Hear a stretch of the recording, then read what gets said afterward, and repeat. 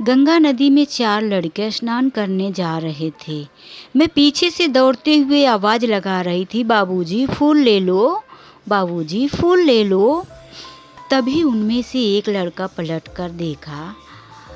उसको देखते ही मेरे होश उड़ गए, क्योंकि वो कोई और नहीं, मेरा तलाकशुदा पति था। जब उसने मुझे देखा तो मैं अपने आप को छुपाते हुए भीड़ के पीछे छुप गई। अब वो लड़का बार बार मुझे पलटकर देख रहा था और मैं उस लड़के को भीड़ में से देख रही थी।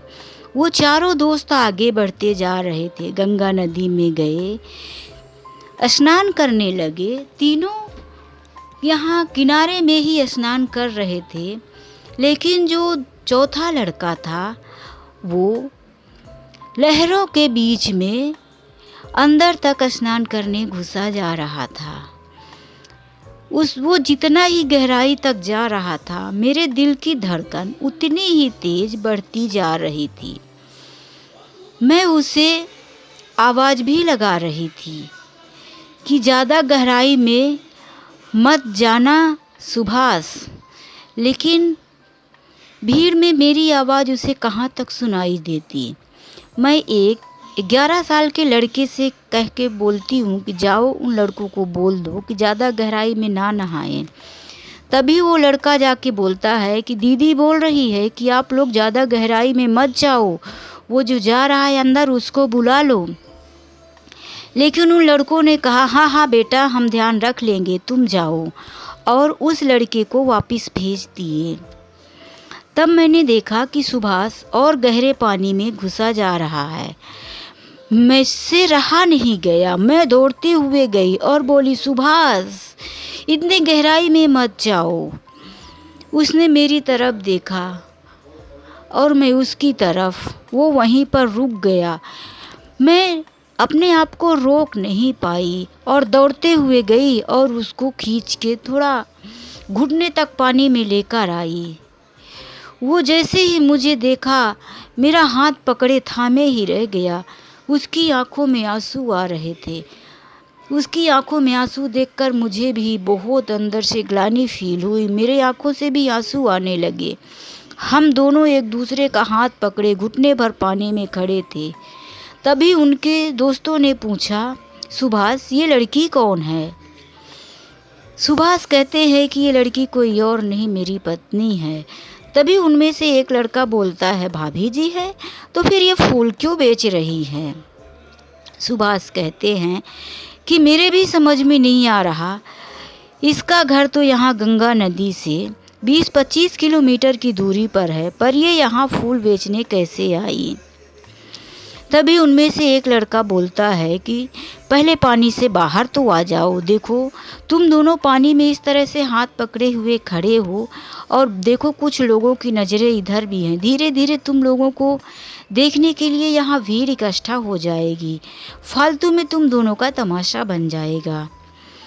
सुभाष के दोस्त को इतना बोलने के बाद हम दोनों पानी से बाहर आ गए और वहाँ किनारे से थोड़ी दूर पर चल दिए। तब सुभाष कहता है कि संगीता, अब मुझे सच सच बताओ कि तुम यहाँ कैसे और तुम फूल क्यों बेच रही हो? तो दोस्तों कहानी शुरू होती है 4 साल पहले। मेरा और सुभाष का 4 साल पहले विवाह हुआ था। सुभाष एक अमीर और अच्छे घर का लड़का है। उसके घर में उसके बड़े भाई की एक मेडिकल है। उसके पिताजी भी कोई अच्छी सी नौकरी करते हैं और मैं एक गरीब परिवार से हूँ। मेरे पिताजी प्राइवेट कंपनी में काम करते हैं। मैं बड़ी बहन और मेरे 2 छोटे भाई।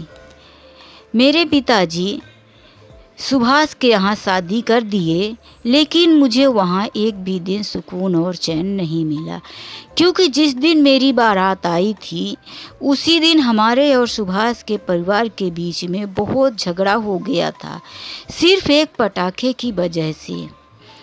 सुभाष के यहाँ से जो बारात में पटाखे फोड़े जाते हैं, वो पटाखा उड़ के गेहूं के गट्ठे में गया, क्योंकि वहीं पड़ोस में गेहूं का बहुत सारा क्या रखते हैं, गेहूँ बहुत सारा रखा हुआ था, सूखा गेहूँ था और उसमें पटाखे की चिंगारी गई और गेहूँ सारा जल गया। इसके बाद झगड़ा होने वाला था, बहुत ही झगड़ा हुआ, लेकिन मेरे पिताजी दोनों पक्ष को बराबर समझा रहे थे, जिसका पड़ोसी को हाथ जोड़कर मेरे पापा बोल भी रहे थे कि भैया आपका जो नुकसान हुआ है हम आपका पाई पाई चुका देंगे। लेकिन सुभाष के तरफ से कोई सभ्यता वाली बात ही नहीं हो रही थी।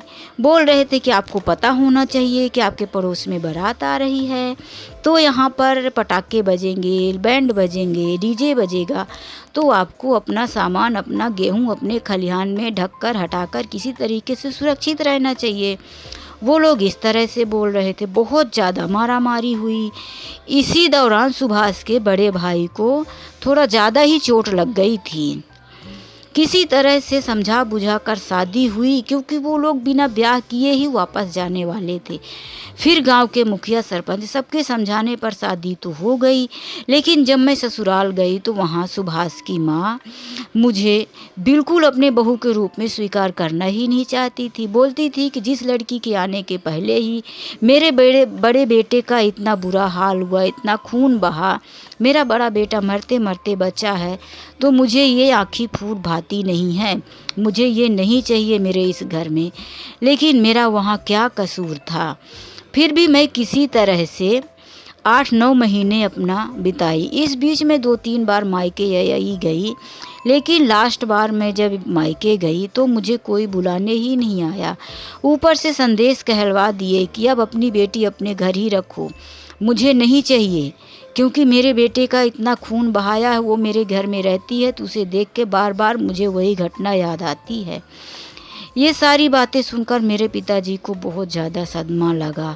कई महीनों तक मेरे पिताजी बीमार रहे और उसके बाद उनका देहांत हो गया।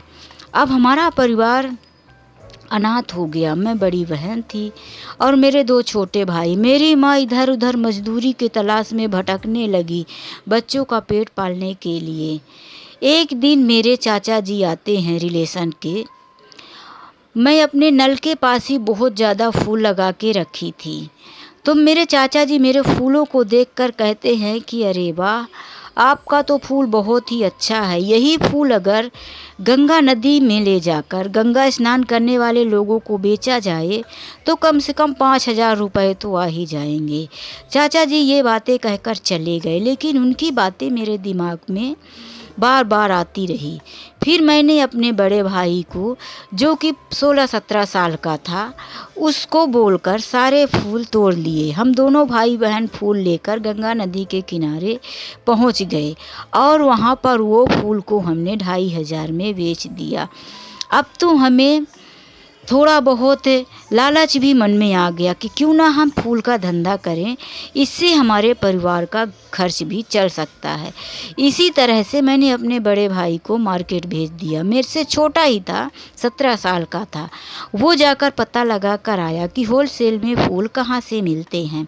फिर मेरा भाई और मैं, हम दोनों फूल का बिजनेस करेंगे। इस तरह से मेरा भाई सुबह में 4 बजे भोर में उठ के जाता और मेरे लिए फूल खरीद कर लाता। फिर मैं और मेरा छोटा वाला भाई जो 11 साल का है, हम दोनों इसी गंगा नदी के किनारे आकर इसी प्रकार से फूल बेचा करते हैं। अब हमारा 1,500-800 रुपये की रोज़ बचत हो जाती है। हम लोग 1,000 रुपये का फूल खरीदते हैं तो भी 2,000-2,500 इतना हमारा रोज़ का हो जाता है। उसमें से हमें 800-900 रुपये बच जाते हैं। इसी से हमारा घर का खर्च चलता है। तो सुभाष ये सारी बातें सुन रहा था और उसकी आंखों में आंसू भी आ रहे थे। सारे दोस्त कहने लगे कि सुभाष, तुमने बहुत बड़ा गलत किया है भाभी जी के साथ। इतनी अच्छी लड़की को छोड़कर तुम लोगों ने क्या हासिल कर लिया? आखिर तुम्हारे यहाँ जो झगड़ा हुआ तो क्या उसमें भाभी जी की गलती है? सुभाष भी बहुत शर्मिंदा था और कहने लगा, संगीता अब तुम मेरे साथ घर चलो। संगीता कहने लगी कि नहीं सुभाष, मैं आपके साथ हम नहीं जा सकती। अब मैं अपने परिवार का खर्च जो चलाती हूँ, मेरा परिवार मेरे इसी फूल के बिजनेस पर ही, इसी धंधे पर ही निर्भर है। मैं चली जाऊँगी तो मेरे परिवार का क्या होगा। सुभाष के साथ आए हुए सभी दोस्त कोई मेडिकल के बड़े सेलर थे, कोई बड़े बिजनेसमैन थे, क्योंकि सुभाष भी अब अपनी एक मेडिकल चालू कर चुका था। इधर सुभाष के घर में पैसे की कोई कमी नहीं थी। तब उनमें से एक दोस्त कहने लगा कि भाभी जी, आप अपने परिवार की चिंता मत करें, मैं अब आपके भाई को मेडिकल में रखवा दूंगा और आपके छोटे भाई के पढ़ाई के लिए भी खर्च की व्यवस्था कर दूंगा। अब हम सब मिलके आपके परिवार को संभालेंगे। इसी तरह से सारे दोस्त मिलकर सुभाष को लेकर संगीता के घर जाते हैं। पहले तो संगीता की माँ बहुत आश्चर्य में होती है कि ये सब कैसे आ गए, लेकिन दामाद को देखकर मन में खुशी भी होती है कि आखिर जवान बेटी कब तक घर बैठी रहेगी। इस प्रकार से सारे दोस्त मिलकर सारी बात सुभाष की सासू माँ को यानी कि संगीता के माँ को बताते हैं। संगीता की माँ खुश भी होती है और रोती भी है कि हमारे साथ बहुत बुरा हुआ, लेकिन हम कर भी क्या सकते हैं। फिर दूसरे दिन संगीता की विदाई करवा लेते हैं और सुभाष के जो दोस्त रहते हैं कुछ और गाड़ियाँ मंगवाते हैं और संगीता को उसके ससुराल लेकर जाते हैं।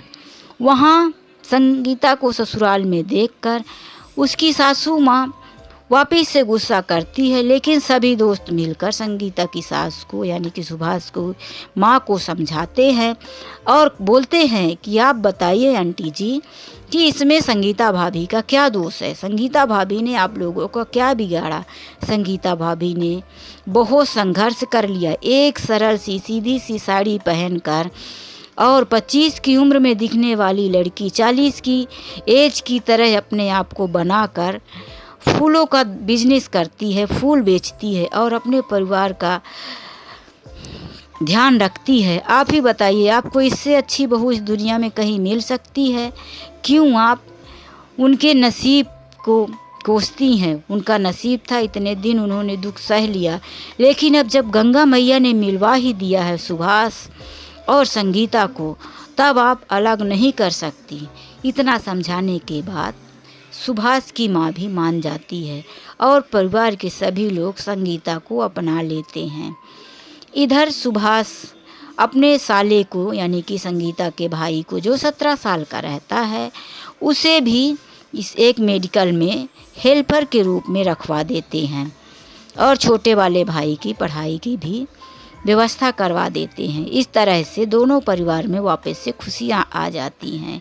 राधे राधे दोस्तों, मैं भगवान से यही प्रार्थना करती हूँ कि सुभाष और संगीता की ज़िंदगी में हमेशा खुशियाँ बनी रहे, उन्हें किसी की बुरी नज़र ना लगे। बाय दोस्तों, राधे राधे, जय श्री कृष्णा।